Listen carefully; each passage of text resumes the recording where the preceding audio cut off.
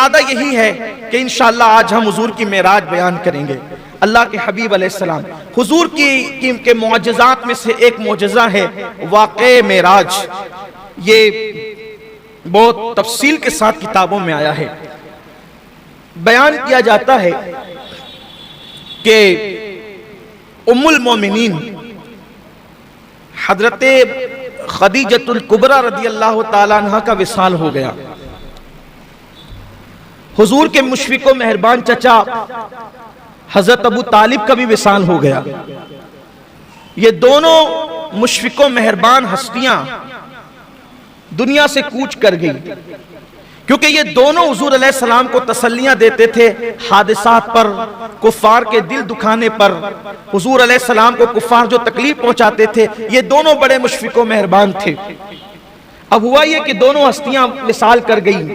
حضور علیہ السلام نے ان دونوں کے وصال کے سال کو عام الحزن قرار دیا، یعنی یہ پورا سال غم کا سال۔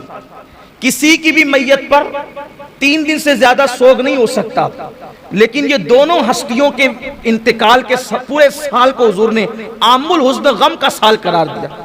جس نبی کے صدقے میں خوشیوں کی خیرات کائنات کو نصیب ہوتی ہے، آخر یہ دونوں حضور کے لیے کتنے اہم رہے ہوں گے، دونوں حضور کے لیے کتنے قیمتی رہے ہوں گے کہ اللہ کے رسول علیہ السلام نے دونوں کے وصال کے سال کو غم اور عام الحزن کا سال قرار دیا۔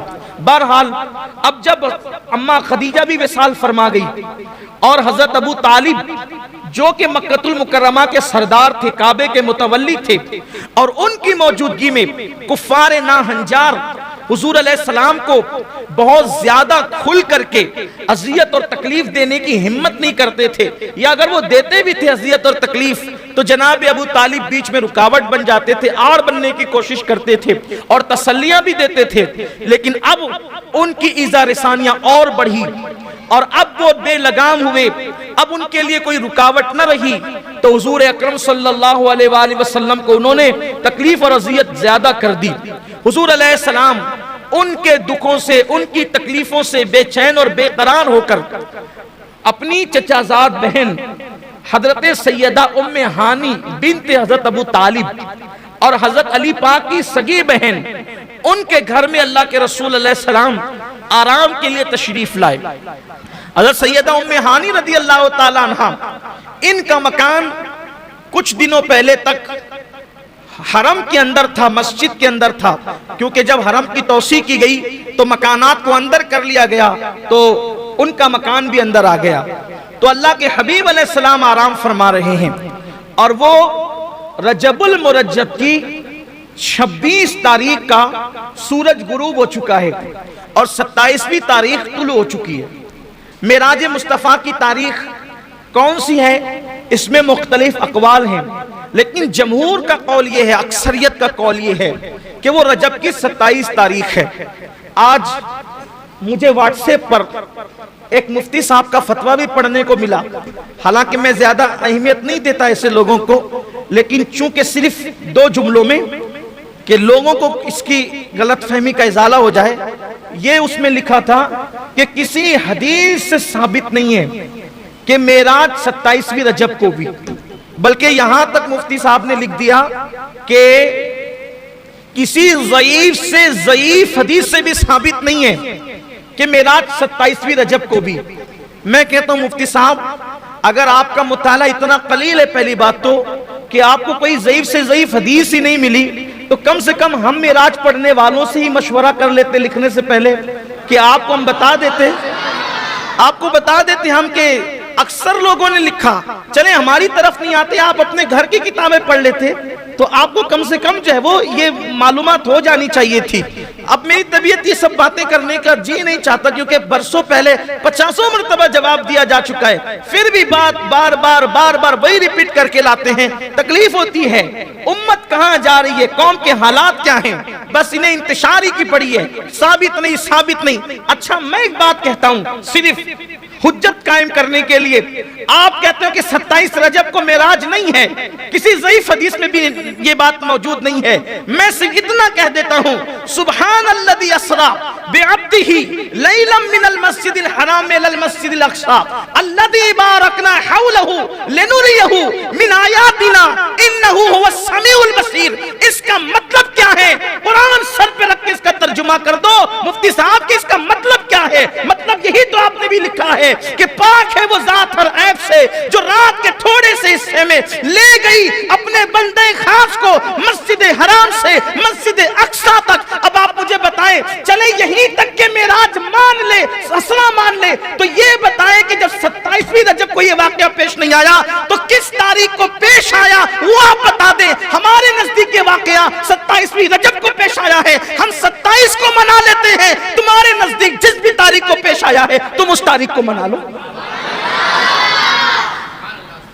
چلے بھئی واقعہ کربلا کے لیے تو قرآن کی کوئی آیت نہیں ہے نا کہ کس دن کب کیا ہوا، کربلا کے لیے تو ہمیں محنت کرنی ہے، لیکن یہ تو قرآن میں موجود ہے۔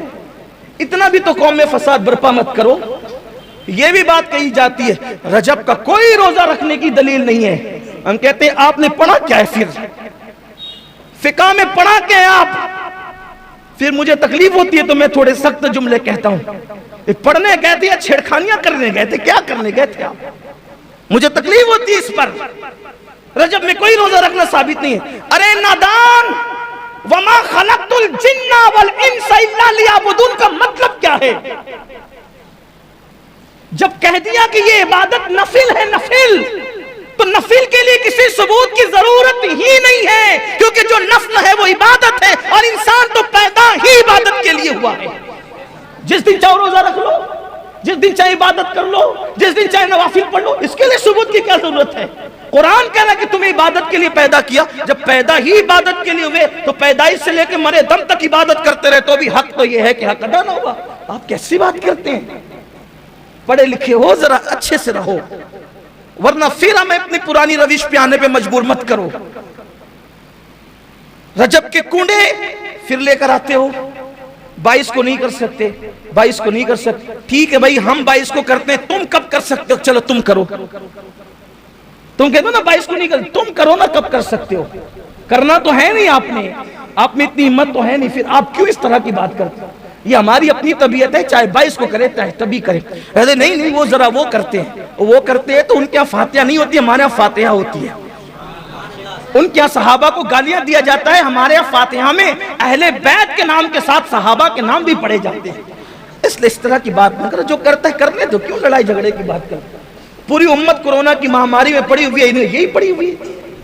ایک چھوٹا سا لا کر کے کچھ بھی ڈال دیتے ہیں، پوری امت کو لڑا دیتے ہیں۔ خدا کے لیے سمجھ، اور آپ سے بھی کہتا ہوں بہت واٹس ایپ کے مفتیوں پہ اعتماد نہ کیا کرو، تھوڑا ذرا اپنے بزرگوں کو بھی دیکھو، تھوڑا سا ذرا مضبوط بنو، تھوڑے سے میں آپ جو ہے وہ ڈھیلے ڈھالے ہو جاتے ہو۔ تو عرض یہ کر رہا تھا کہ معراج شریف جمہور کے نزدیک، اکثریت کے نزدیک رجب کی کون سی تاریخ ہے؟ 27 تاریخ۔ ذرا بول دیں بھائی، آپ کو اتنا بوجھل کیوں ہے؟ واٹس ایپ والے مفتی صاحب آپ کو یہاں نہیں دیکھ رہے، وہ کہیں بیٹھ کے سن رہے ہوں گے، لیکن آپ کو ابھی نہیں دیکھ رہے ہیں۔ آپ بولیے، وہ مجھے دیکھ رہے ہوں گے، آپ کو نہیں دیکھ رہے ہیں۔ کون سی تاریخ ہے؟ 27 رجب کی 27 تاریخ۔ سبحان اللہ، یہ 27 کی شان بھی بڑی نرالی۔